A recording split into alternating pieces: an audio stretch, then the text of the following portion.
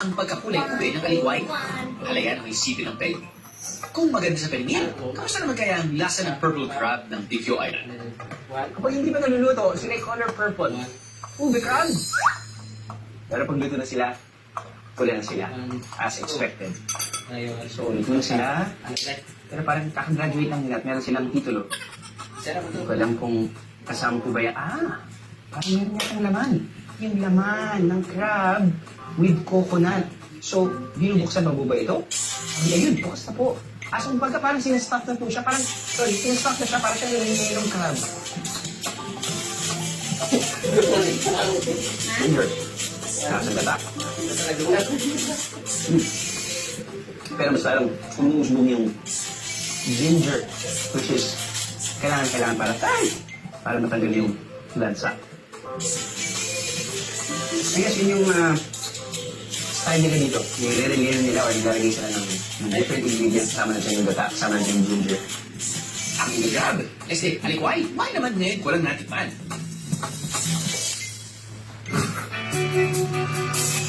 Sa mga players, maagang gumising dyan, maaliwalas sa ulap ang tatambal sa inyo kapag naabutan ang Sea of Clouds sa Baybay Leyte.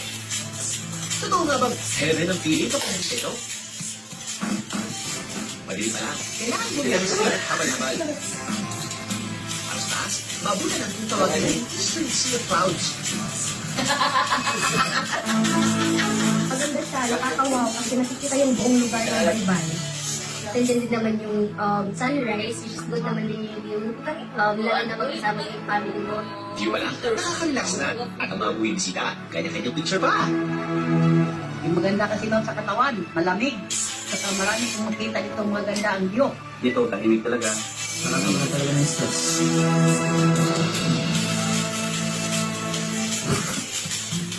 Swerte raw kapag naabutan ang Sea of Clouds. Pero sa bukal na ito, hindi na raw kailangan ng swerte. Dahil ang bukal, mapaghiwala.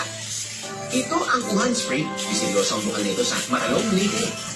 Bukod kasi sarado raw itong malinaw at puno ng tubig, susirin daw ito sa magandang atin. Ang mga hindi naman daw mag-aalay, sakit naman ang aanyo. Dire sa una, kung magtanong ka, hanggang unang anis, mag-aalay ka. Kaya kung hindi ka mag-aalay, magkakasakit ka. Sisigilin ka sa mga hindi tulad sa atin. May kanto. Matakot naman yan. Pero mga biyeros, ang paniniwala na yan, lumututog na raw dahil pinatigil na ang pag-aalay sa bukal. Isira sa kong nanay nga, hindi na mag-alay pag-usab. Mga ito mahangtog karoon sa may pakulian to, gusto na pa kong ginibintari. Karoon, magsisinta na ko, iyang gisirado pag karili na mag-alay hangtog karoon. Hangtog sa ubang lugar, nawala na ang alay-alay.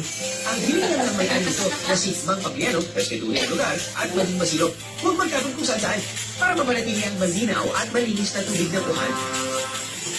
Misteryo rin ang nakaabang sa isang isla.